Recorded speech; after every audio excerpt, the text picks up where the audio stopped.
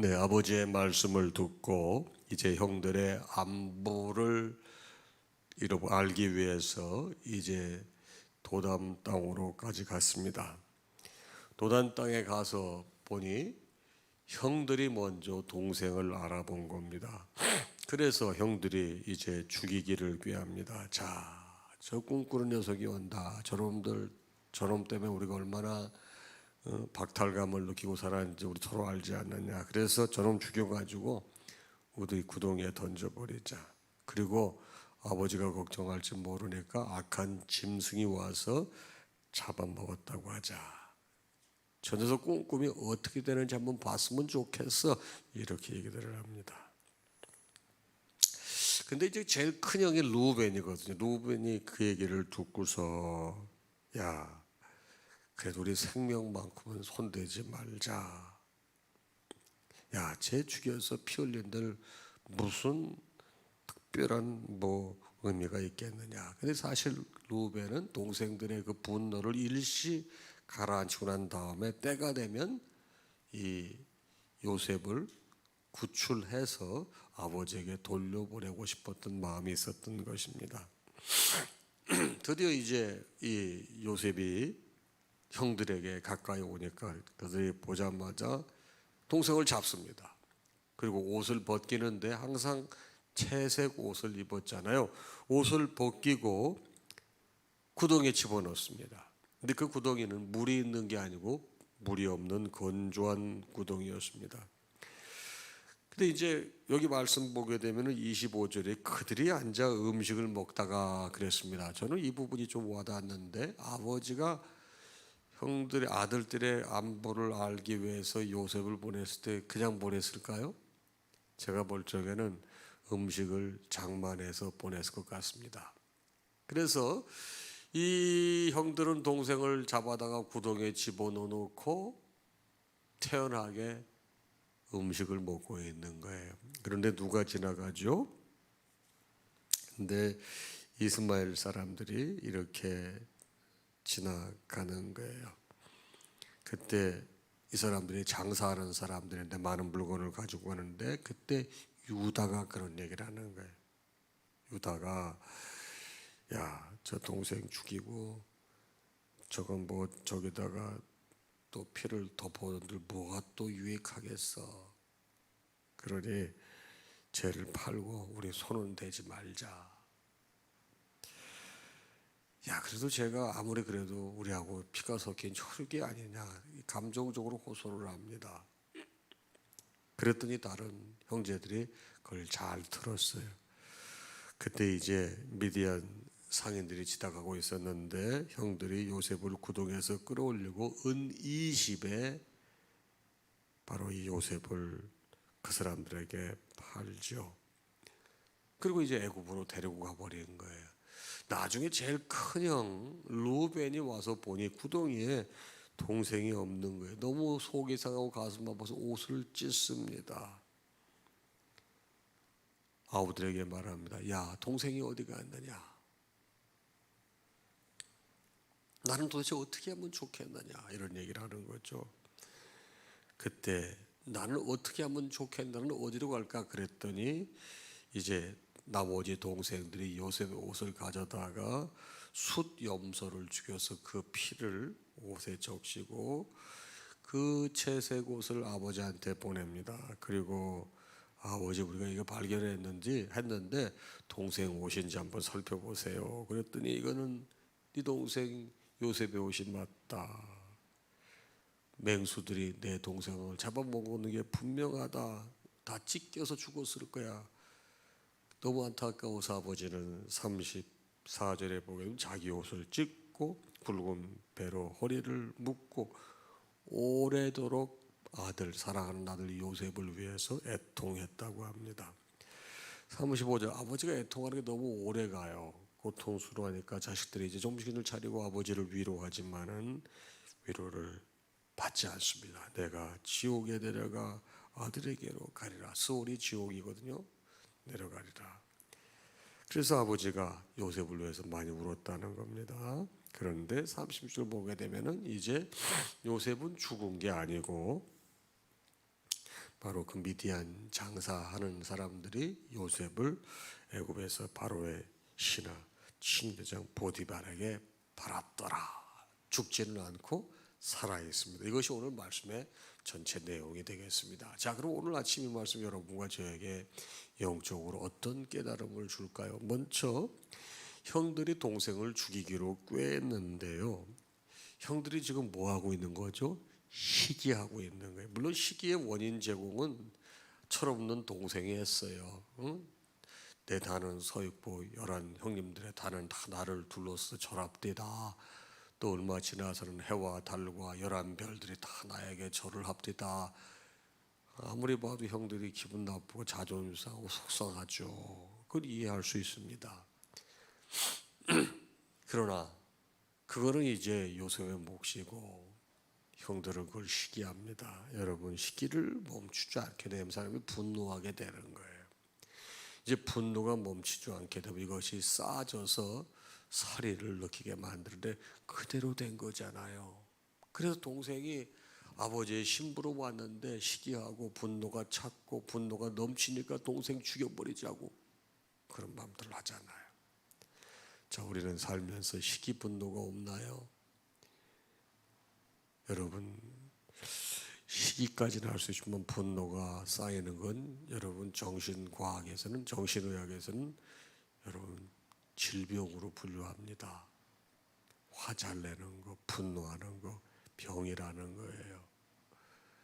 여러분, 그런데 이런 게 우리를 지배하면 안 되겠습니다. 이 아침에 여러분과 제가 한번 깊이 생각해 봐야 될 게 뭡니까? 내가 요즘 시기가 생기고 분노가 있는 혹시 대상이 있습니까? 그런 지체가 있습니까?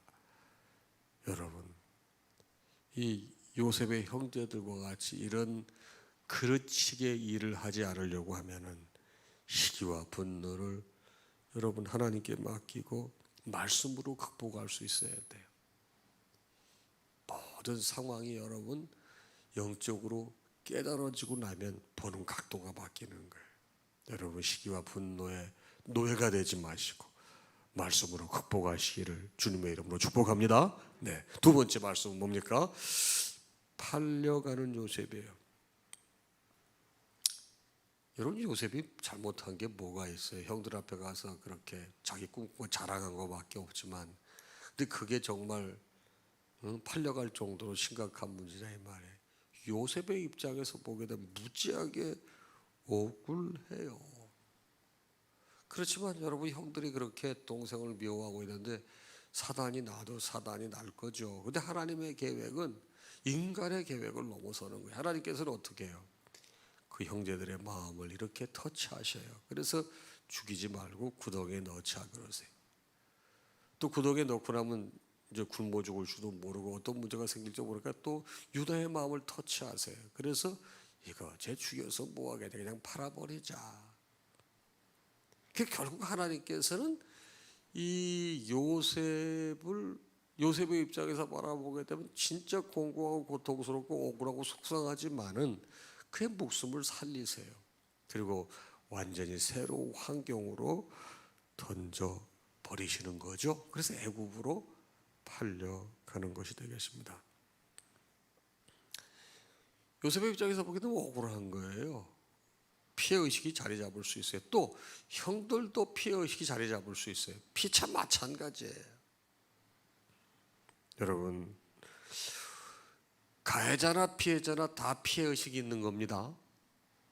그런데 피해의식이 우리에게 존재하게 되면 아무것도 생산적이지 못합니다. 참으로 힘든 이 질병 중에 하나가 피해의식입니다. 잘 고쳐지지도 않습니다.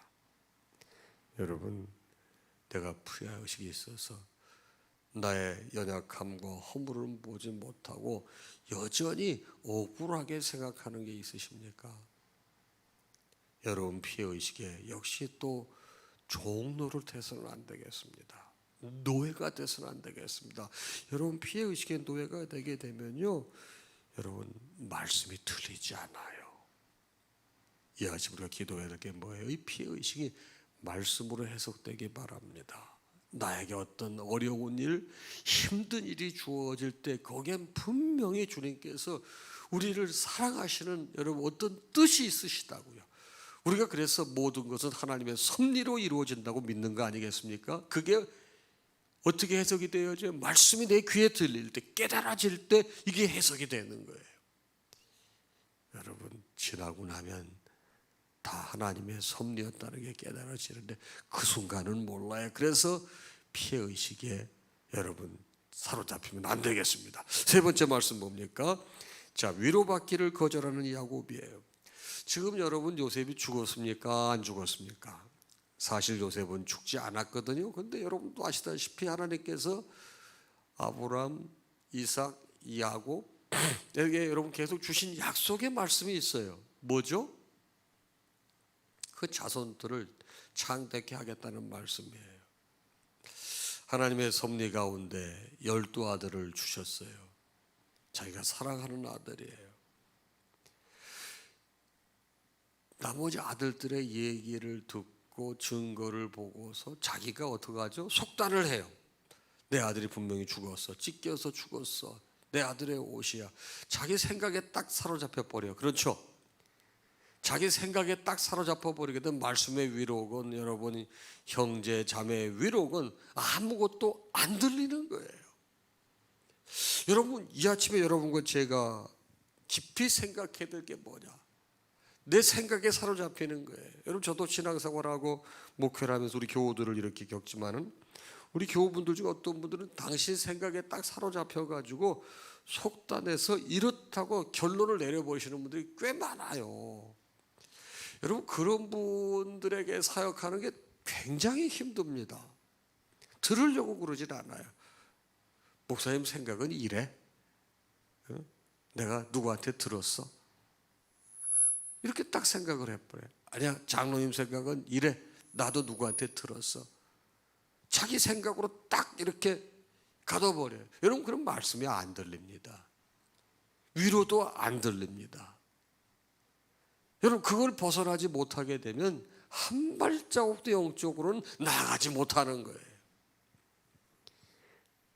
여러분, 내 생각에 갇혀서 듣기를 거절하고 위로와 말씀을 내치는 경우가 없습니까? 여러분, 나는 완벽하지 못해요. 절대로 여러분, 나는 완벽할 수가 없고 온전할 수도 없어요. 물론 정황이라든가 상황을 보게 되면 그렇게 생각이 갈 수도 있죠. 왜? 자기 아들의 옷에 피가 묻혀 있고 그 증거를 바라볼 때 그런 마음이 들 수밖에 없죠. 그러나 여러분이 하나님 믿는 사람들의 우리 현상에 눈에 보이는 게 다는 아니잖아요. 우리 앞에 놓여져 있는 이런 상황들이 내 눈으로 확인하기에는 그렇다 할지라도 여러분, 그럴 때도 그 안에 어떤 섭리가 있으실 거야. 그런 여러분 믿음이 있게 될 때 죽은 아들은 죽은 아들이고, 무슨 말인지 아시겠어요? 아들들이 위로를 받는 거예요. 근데 거기에 하나님의 역사가 있다는 거예요.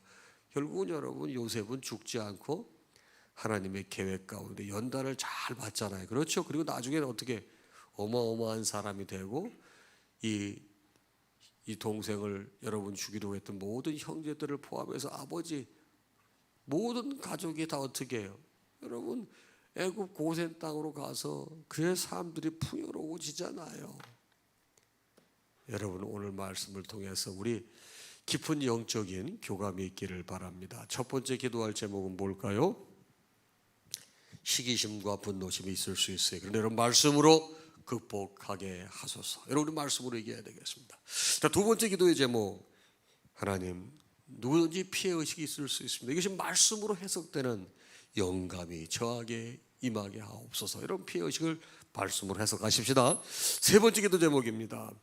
내 생각을 넘어 말씀의 위로와 권면을 받게 하소서. 여러분, 내 생각에 가로잡히지 않도록, 사로잡히지 않도록 하나님 앞에 기도하고 깨는 거예요. 그걸 넘어서는 거예요. 거기에 하나님의 놀라운 역사가 여러분과 저에게 나타날 줄로 믿습니다.